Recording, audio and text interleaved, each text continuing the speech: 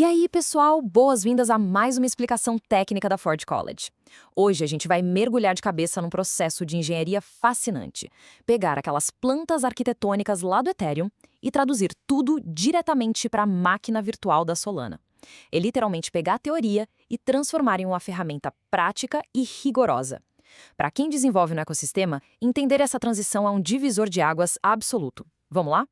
Dando uma passada bem rápida no nosso roteiro de hoje, ele funciona como um verdadeiro esquema de engenharia. Começamos no contexto da Solana, passamos pelo triplo modelo mental, depois o mapeamento direto, entremos no descritor e fechamos com os próximos passos. Então, primeira parada, o contexto da Solana. Vamos entender exatamente onde essa nossa planta se encaixa. Lembrando um pouco do caminho que a gente está traçando aqui, estamos no meio da transição da EVM para SVM, focando na portabilidade de padrões de tokens. Na explicação passada, nós construímos toda a base conceitual do RC3643. Hoje, o foco muda. A gente sai daquela visão panorâmica e começa a desenhar a planta real, transformando os conceitos em uma lógica tangível, totalmente pronta para virar código. Avançando para a seção 2, o triplo modelo mental. Identidade, autoridade e política. Sabe aqueles conceitos de criptografia que às vezes parecem super abstratos? Para facilitar, imagina toda essa mecânica como a logística naval de uma carga super preciosa. A identidade é basicamente um manifesto de embarque do nosso navio. Lá no padrão ERC, esses campos são puramente descritivos. Aqui na Solana, eles atuam como um verdadeiro manifesto mantido on-chain, usando contas de metadados focadas unicamente em descobrir informações e facilitar auditorias precisas sobre o emissor. Em seguida vem a autoridade, que é literalmente o capitão do navio. O pulo do gato aqui na Solana é o uso dos endereços derivados de programas, os famosos PDAs. O emissor e o controlador agem através deles, o que permite que o programa verifique a autoridade de forma estritamente determinística, ou seja, segurança máxima, sem nunca precisar expor chaves privadas vulneráveis no processo. E, para fechar esse trio, a política. Pensa nela como as regras rigorosas do porto. Essa é a camada que usa contas de conformidade dedicadas e lógica de programa para avaliar ativamente as condições de tudo. Nenhuma transferência acontece e nenhuma conta é inicializada sem que a carga passe por essa validação estrita das regras portuárias. Certo, seção 3, mapeamento direto. É agora que a gente pega a prancheta e traduz esse modelo logístico para as primitivas de software da Solana.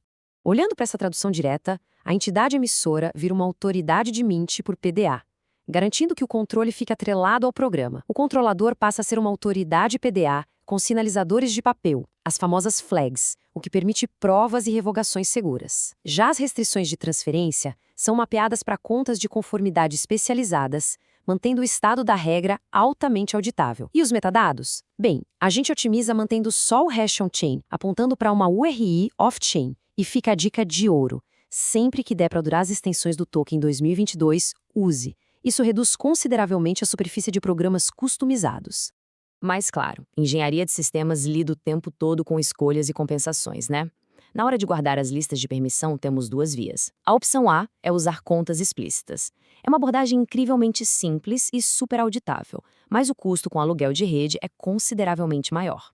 Já a opção B emprega árvores de Merkle comprimidas. É um modelo fascinante que derruba o custo do aluguel, mas injeta uma complexidade imensa para gerar e processar as provas criptográficas. É essencial equilibrar a auditoria com custos, dependendo do projeto. Olha só, a gente precisa mergulhar nisso porque é vital. Seja qual for a rota escolhida, existe uma regra de ouro absoluta para qualquer arquitetura na Solana: mantenha os conteúdos pesados off-chain. Documentos legais gigantes, perfis detalhados, isso jamais deve residir diretamente na rede. O ideal é guardar on-chain e estritamente os hashes canônicos para verificação e apontar o restante para fora. Chegando na seção 4, o descritor de mapeamento. Vamos conferir o protótipo final de todo esse esforço. Trocando em miúdos, esse descritor de mapeamento é um objeto de saída perfeitamente determinístico. Ele atua como uma ponte inviolável, o contrato estrito entre a configuração que a gente gera off-chain e a lógica que vai validar isso on-chain. Ele não executa a regra em si, mas o trabalho dele é garantir que os identificadores correspondam de ponta a ponta. Desmembrando esse protótipo, a gente vê componentes desenhados de propósito para que os testes unitários fluam sem erro. Ele tem ECIDs determinísticas dos PDGAs tanto para o emissor quanto para o controlador, tem ECIDs das contas de conformidade e o emparelhamento exato entre a URI dos metadados e o hash que valida tudo. Com essa base na mão, testar o estado e criar asserções robustas vira um processo totalmente controlável e seguro. E, finalmente, seção 5, conclusão e próximos passos. Vamos consolidar esse esquema e preparar os testes. Para encerrar, quero deixar uma provocação técnica bem instigante para a gente refletir antes de escrever a primeira linha de código. Se a política falhar na Solana, o erro estaria de fato na rede? Ou foi uma falha silenciosa lá na arquitetura do nosso descritor estruturado no início? Um mapeamento adequado é o verdadeiro segredo do sucesso. Pessoal, muito obrigado por acompanharem mais esta explicação técnica da Forge College.